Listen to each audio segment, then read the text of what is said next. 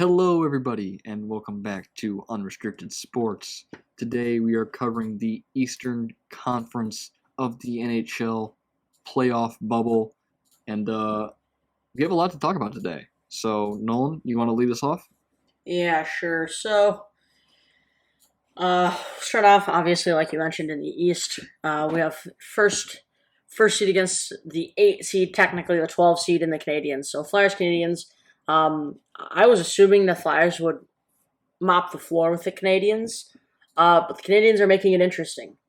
Um, the Canadians lost game one close. They destroyed and dominated in game two, putting up 5 goals against the Flyers, and then the Flyers came back in Game Three and won 1-0. So bounce back game for Carter Hart there for sure. But having a 2-1 series lead are the Philadelphia Flyers.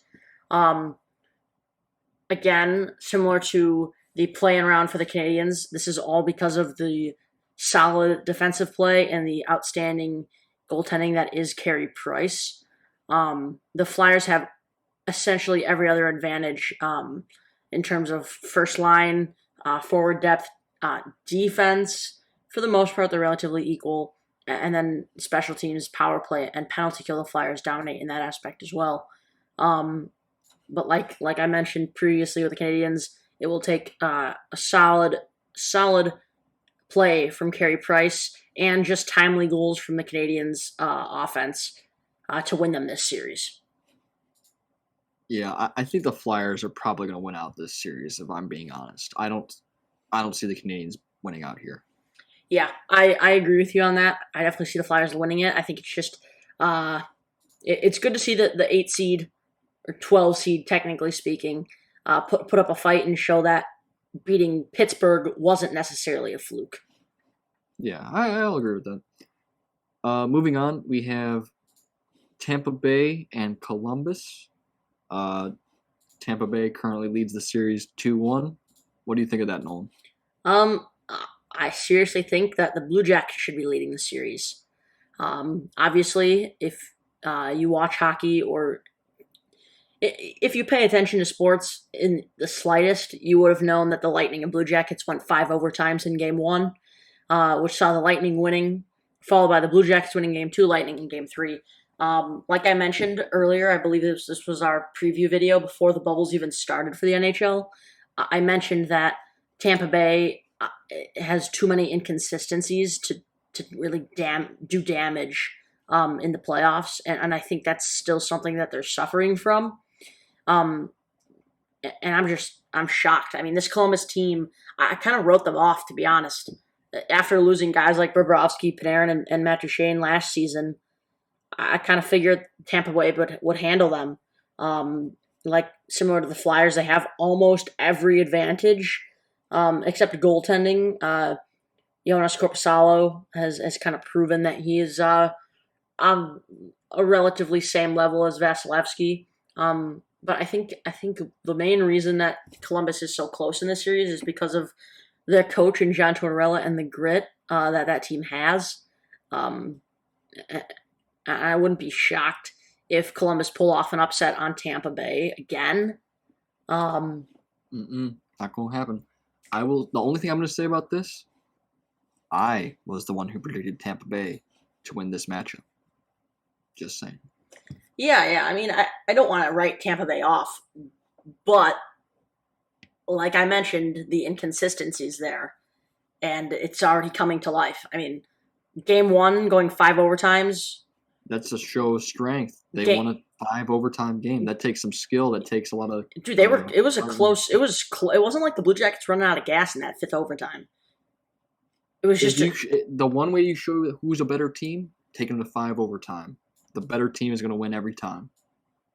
well, I mean, that's kind of a stupid saying because how often does it go 5 overtimes? But I mean, Hey, the if light there's anywhere who's going to show, The Blue Jackets responded strong in game two. I mean, like I mentioned, the only way Columbus is going to win this series is if the inconsistencies in Tampa Bay's team continue to be prevalent. And I'm pretty sure as of right now, they're prevalent. Otherwise, the Blue Jackets wouldn't be in this series still. Um, Yeah. All right. So moving on to our 3 seed versus our 6 seed, we have Washington versus the Islanders. And let me tell you, personally, I am completely shocked that they're down 0-3 in the series right now. I can't believe the Capitals are down like that. It blows my mind. I'm not shocked at all, actually. Um, I knew that if Capitals were to go against the Islanders are so good defensively. And their goaltending backs it up with Varlamov and Grice. I mean, that the Islanders' defense is probably the main reason they're winning this series, especially at the rate they are with a 3-0 lead. Obviously, you have to say that there's problems in the offense of the Capitals, especially with who they have, with Kuznetsov, Tom Wilson, obviously Ovechkin and Oshie as well. You'd be blind to say that there are no problems there. But I'm not shocked that the Capitals are having a tough time scoring goals against the Islanders. Game 3 went to overtime, a little bit closer of a game than game 1 and 2. I wouldn't say that's because the Capitals started figuring out the Islanders. I would probably just say Islanders didn't have as strong of a defensive game as they would have liked. So I'm not too worried about the Islanders in game 4. Obviously, a 3-0 lead is a pretty substantial lead, and I definitely see them wrapping this up within the next 2 games at least.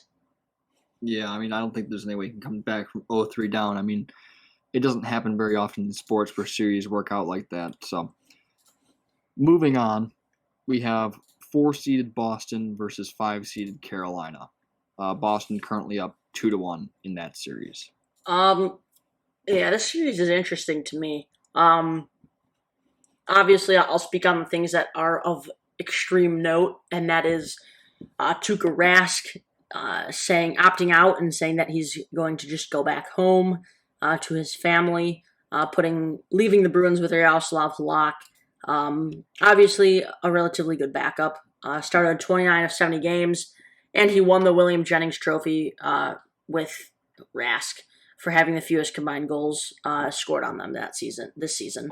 On the opposite end of the ice, you have Peter Mrazek, who's showing out again, much more than he did in Detroit. But the other major headline for the Carolina Hurricanes is the Svechnikov injury. Andrei Svechnikov was in a little battle with Zdeno Chara in front of the net. And he awkwardly fell on his leg. Kind of looked like an ankle injury, but it could be a knee injury. And it looked pretty brutal. Among the Bruins head coach and Carolina's head coach, it looks highly unlikely that he'll return anytime soon. Some questionable reffing in this series as well. Obviously, you don't want to blame it all on them. Bruins are taking advantage of where I would assume they would take advantage of, and that's when it comes down to just general defense. I believe however impactful the Carolina Hurricanes defense is to their offense, I think the Bruins defense is preventing the high-powered Hurricanes offense from scoring and really damaging the scoreboard early in the game, which is why the Bruins are leading this series right now. I think this is going to be a close series. However, with the loss of Svechnikov, that's a major offensive component, and unfortunately, I don't see the Canes really recovering from a loss like Svechnikov.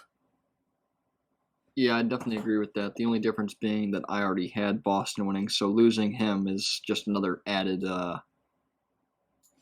kick to the gut for them. So I think Boston's going to wrap this up fairly quickly here. Yeah, no doubt on that. With that being said, that is the end of our Eastern Conference breakdown for the playoffs so far. Up next, we will be having our Western playoffs, and that will be linked in the description down below. So make sure you like, comment, and subscribe. Let us know you like what you're seeing, and we will see you guys next time. Peace.